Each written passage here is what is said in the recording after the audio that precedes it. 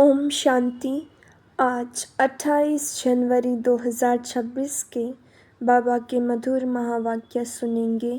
बाबा बोले, मीठे बच्चे, मोस्ट बिलवेड शिव बाबा आए हैं तुम बच्चों को विश्व का मालिक बनाने। तुम उनकी श्रीमत पर चलो। प्रश्न, मनुष्य परमात्मा के बारे में कौन सी दो बातें एक दूसरे से भिन्न बोलते हैं? उत्तर, एक और कहते परमात्मा अखंड ज्योति है और दूसरी और कहते वह तो नाम रूप से न्यारा है। यह दोनों बातें एक दूसरे से भिन्न हो जाती हैं, यथार्थ रूप से न जानने कारण ही पतित बनते जाते हैं। बाप जब आते हैं तो अपनी सही पहचान देते हैं। गीत बजा मरना तेरी गली में। ओम शांति। बच्चों ने गीत सुना, जब कोई मरते हैं तो बाप के पास जन्म लेंगे। कहने में यही आता है कि बाप के पास जन्म लिया, माँ का नाम नहीं लेंगे। बधाइयाँ बाप को दी जाती है। अभी तुम बच्चे जानते हो हम आत्माएं हैं। वह हो गई शरीर की बात। एक शरीर छोड़ फिर दूसरे बाप के पास जाते हैं। तुमने 84 जन्मों में 84 शाकाहारी बाप किए हैं। वास्तव में असूल हो निराकार बाप के बच्चे। तुम आत्मा परमपिता परमात्मा के बच्चे हो। रहने वाले भी वहाँ के हो, जिसको निर्वाण धाम व शांति धाम कहते हैं। असूल तुम वहाँ के रहने वाले हो। बाप भी वहाँ रहते हैं। यहाँ आकर तुम लौकिक बाप के बच्चे बनते हो तो फिर उस बाप को भूल जाते हो। सतयुग में भी तुम सुखी बन जाते हो तो उस पारलौकिक बाप को भूल जाते हो।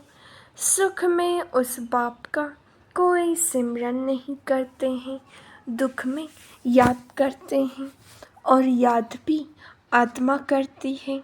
जब लौकिक बाप को याद करते हैं तो बुद्धि शरीर तरफ रहती है। यह बाबा उनको याद करेंगे तो कहेंगे, ओ बाबा। हे दोनों बाबा, राइट अक्षर बाबा ही है। यह भी फादर वह भी फादर। आत्मा उस रूहानी बाप को याद करती है तो बुद्धि कहाँ जाती है? यह बाप बैठ बच्चों को समझाते हैं। अभी तुम यह जानते हो बाबा आया हुआ है, हमको अपना बनाया है। बाप कहते हैं, पहले पहले हमने तुमको स्वर्ग में भेजा। तुम बहुत बहुत साहूकार थे। फिर 84 जन्म ले ड्रामा प्लान अनुसार अभी तुम दुखी हुए हो। अब ड्रामा अनुसार पुरानी दुनिया खत्म होनी है। तुम्हारी आत्मा और शरीर रूपी वस्त्र सतो प्रधान थे। फिर गोल्डन एज से सिल्वर एज में आत्मा आई तो शरीर भी सिल्वर एज में आया, फिर कॉपर एज में आया। अभी तो तुम्हारी आत्मा बिल्कुल ही पतित हो गई है तो शरीर भी पतित है। जैसे 14 कैरेट का सोना कोई पसंद नहीं करते हैं, काला पड़ जाता है। तुम भी अभी काले आयरन एज बन गए हो। अब आत्मा और शरीर जो ऐसे काले बन गए हैं तो फिर प्योर कैसे बने? आत्मा प्योर बने तो शरीर भी प्योर मिले। वह कैसे होगा? क्या गंगा स्नान करने से? नहीं। पुकारते ही है हे पतित पावन। यह आत्मा कहती है, बुद्धि पालो की बाप तरफ चली जाती है। हे बाबा, देखो बाबा अक्षर ही कितना मीठा है। भारत में ही बाबा बाबा कहते हैं। अभी तुम आत्म अभिमानी बन बाबा के बने हो। बाप कहते हैं, मैंने तुमको स्वर्ग में भेजा था, नया शरीर धारण किया था। अब तुम क्या बन गए हो, यह बातें हमेशा अंदर रहनी चाहिए। बाबा को ही याद करना चाहिए। याद भी करते हैं ना, हे बाबा, हम आत्माएं पतित बन गई हैं। अब आप आकर पावन बनाओ। ड्रामा में भी यह पाठ है। तब तो बुलाते हैं, ड्रामा प्लान अनुसार आएंगे भी।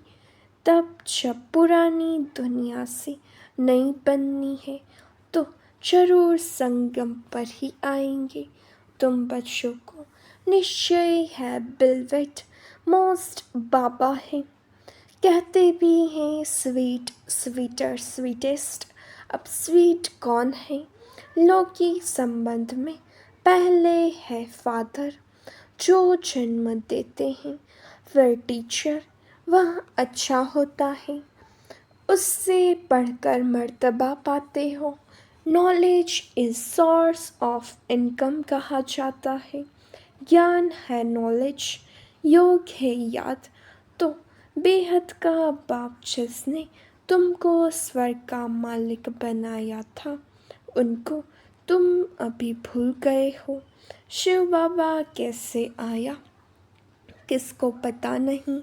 चित्रों में भी क्लियर दिखाया है। ब्रह्मा द्वारा स्थापना शिव बाबा कराते हैं। श्री कृष्ण कैसे राजयोग सिखाएगा? राजयोग सिखलाते ही है सतयुग के लिए, तो जरूर संगम पर बाप ने ही सिखाया होगा। सतयुग की स्थापना करने वाला है बाबा। शिव बाबा इन द्वारा कराते हैं। करण करावनहार है ना, वो लोग त्रिमूर्ति ब्रह्मा कह देते हैं। ऊंचते ऊंच शिव है ना, यह साकार है, वह निराकार है। सृष्टि भी यहाँ ही है। सृष्टि का ही चक्र है जो फिरता रहता है, रिपीट होता रहता है। सूक्ष्म वतन की सृष्टि का चक्र नहीं गाया जाता है। वर्ल्ड की हिस्ट्री ज्योग्राफी मनुष्यों की रिपीट होती है। सूक्ष्म वतन में कोई चक्र आदि नहीं होता। गाते भी हैं वर्ल्ड की हिस्ट्री ज्योग्राफी रिपीट, वह यहाँ की बात है। सतयुग त्रेता बीच में जरूर संगम युग चाहिए, नहीं तो कलयुग को सतयुग कौन बनाए। नरकवासियों को स्वर्गवासी बनाने बाप संगम पर आते हैं। यह तो highest authority God fatherly government है।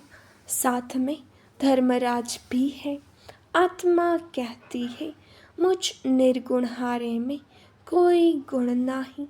कोई भी देवता के मंदिर में जाएंगे तो उनके आगे ऐसे ही कहेंगे।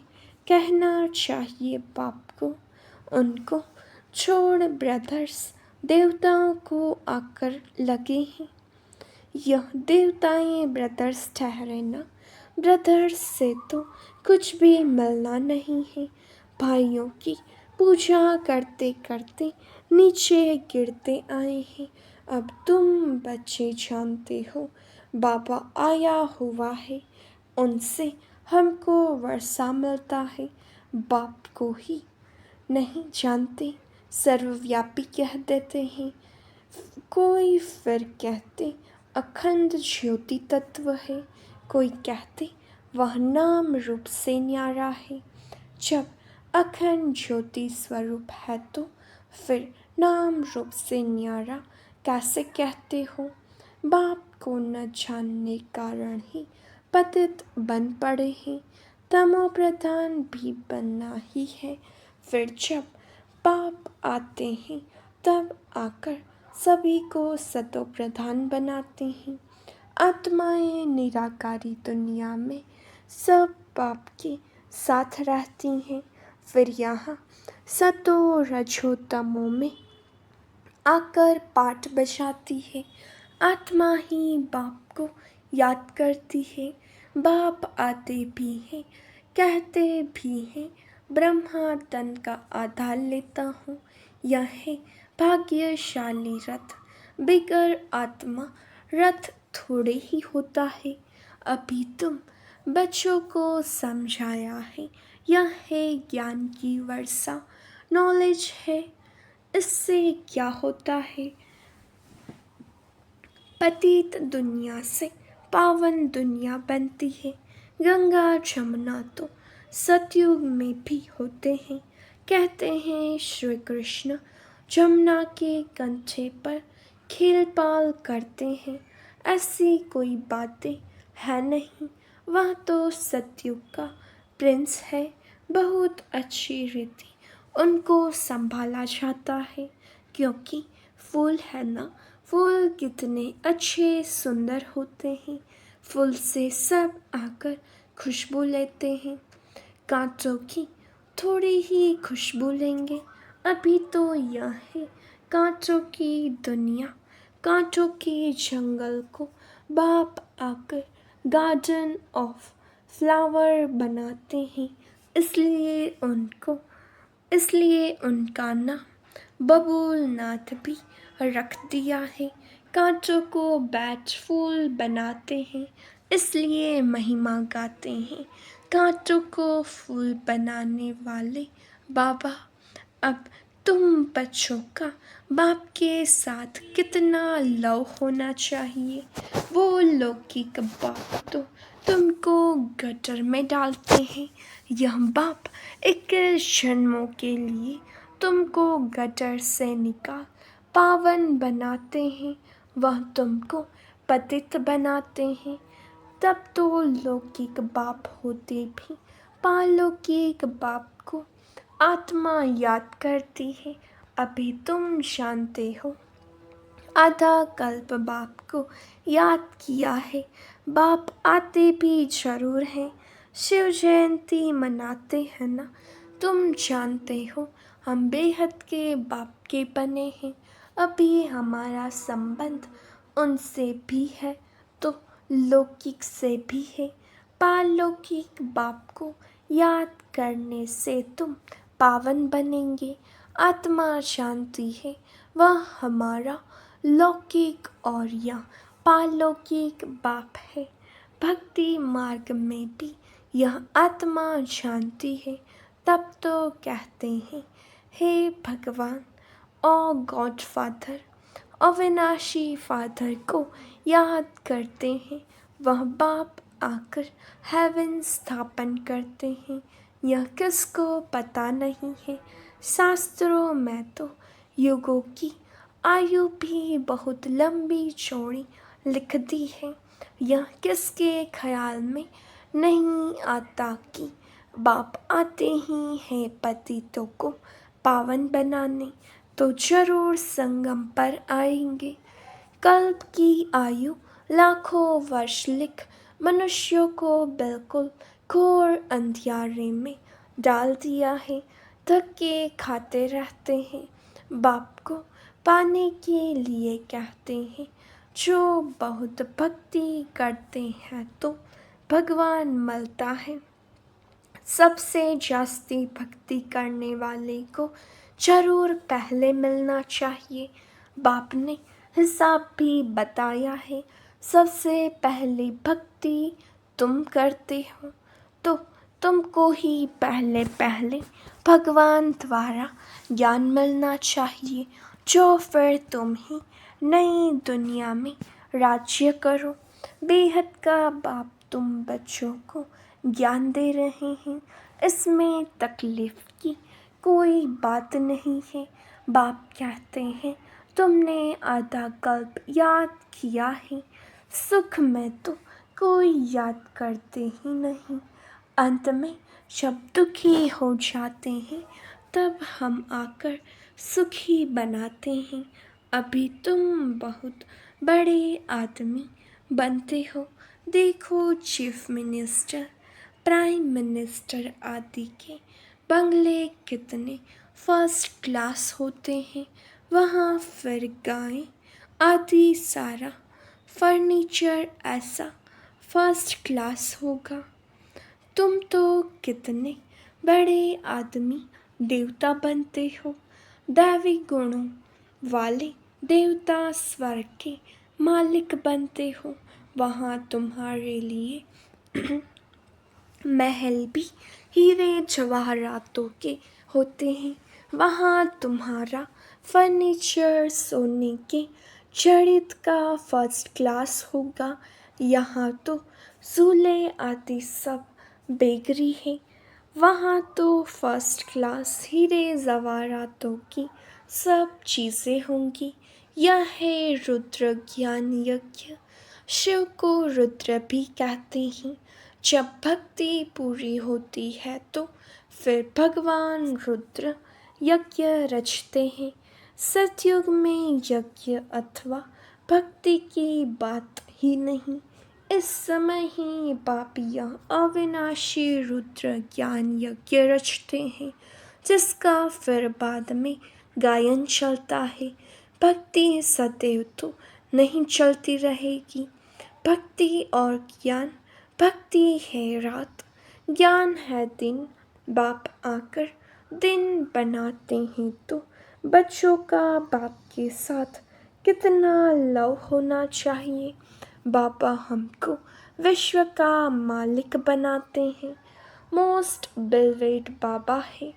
उनसे ज़्यादा प्यारी वस्तु कोई हो न सके। आधा कल्प से याद करते आए हो। बाबा आकर हमारे दुख हरो। अब बाप आए हैं, समझाते हैं तुमको अपने गृहस्थ व्यवहार में तो रहना ही है। यहाँ बाबा पास कहाँ तक बैठेंगे। बाप के साथ तो परम धाम में ही रह सकते। यहाँ इतने सब बच्चे तो नहीं रह सकते। टीचर सवाल कैसे पूछेंगे। लाउड स्पीकर पर रिस्पॉन्ड कैसे दे सकेंगे। इसलिए थोड़े थोड़े स्टूडेंट्स को पढ़ाते हैं। कॉलेज तो बहुत होते हैं, फिर सबके इम्तिहान होते हैं, लिस्ट निकलती है। यहाँ तो एक ही बाप पढ़ाते हैं। यह भी समझाना चाहिए, दुख में सिमरन सब उस पारलौकिक बाप का करते हैं।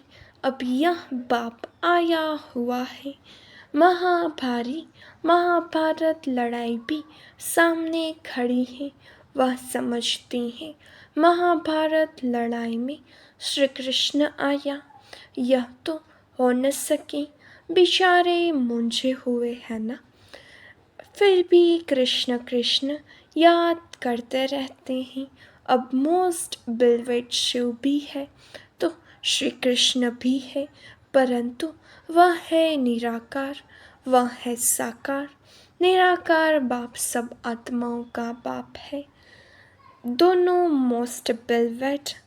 श्री कृष्ण भी विश्व का मालिक है ना। अभी तुम जज कर सकते हो जास्ती प्यारा कौन।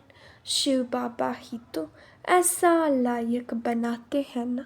श्री कृष्ण क्या करते हैं, बाप ही तो उनको ऐसा बनाते हैं। तो गायन भी है जास्ती उस बाप का होना चाहिए। शंकर का डांस दिखाते हैं। वास्तव में डांस आदि की तो बात नहीं, बाप ने समझाया है। तुम सब पार्वतियाँ हो, यह शिव अमरनाथ तुमको कथा सुना रहे हैं। वह है वाइसलेस वर्ल्ड, विकार की बात नहीं। बाप विकारी दुनिया थोड़े ही रचेंगे, विकार में ही दुख है। मनुष्य हठ योग आदि बहुत सीखते हैं, गुफाओं में जाकर बैठते हैं, आग से भी चले जाते हैं। रिद्धि सिद्धि भी बहुत है, जादूगरी से बहुत चीज़ों को निकालते हैं। भगवान को भी जादूगर रत्नाकर सौदागर कहते हैं, तो जरूर चैतन्य है ना।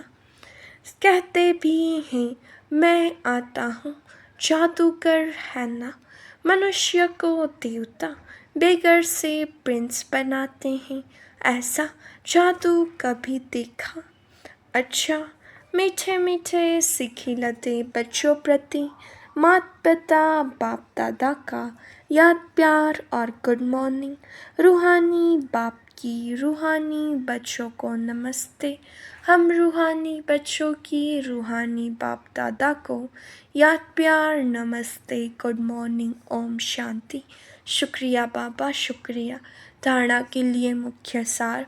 पहली पॉइंट, फूलों के बगीचे में चलना है, इसलिए खुशबूदार फूल बनना है। किसी को भी दुख नहीं देना है। एक पालौकिक बाप से सर्व संबंध छोड़ने हैं। दूसरा, शिव बाबा प्यारे से प्यारा है, उस पर उस एक को ही प्यार करना है। सुखदाता बाप को याद करना है। वरदान, किसी की कमी कमजोरी को न देख अपने गुण व शक्तियों का सहयोग देने वाले मास्टर दाता भव। मास्टर दाता वह है जो सदा इसी रूहानी भावना में रहते कि सर्व रूहें हमारे समान वर्षे के अधिकारी बन जाएं। किसी की भी कमी कमजोरी को न देख वे अपनी धारण किए हुए गुणों का शक्तियों का सहयोग देते हैं। यह ऐसा है ही इस भावना के बजाय में इसको भी बाप समान बनाओ। यह शुभ भावना हो, साथ साथ यही श्रेष्ठ कामना हो कि यह सर्व आत्माएं कंगाल दुखी अशांत से सदा शांत सुखरूप माला माल बन जाए। तब कहेंगे मास्टर दाता।